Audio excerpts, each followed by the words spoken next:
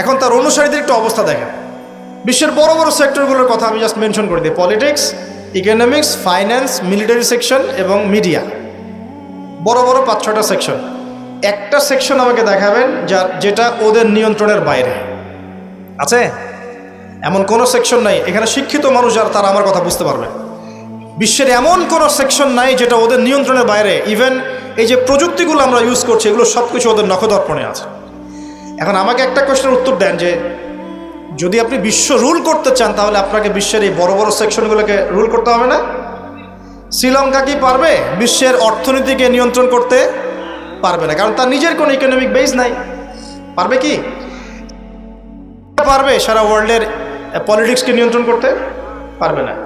মনে করেন কি পারবে সারা বিশ্বের ফাইন্যান্স এগুলো নিয়ন্ত্রণ করতে পারবে? সেখানে তো মানুষ অনুদানের উপর তারা চলছে না, তাদের তো জানমালের নিরাপত্তাই নাই।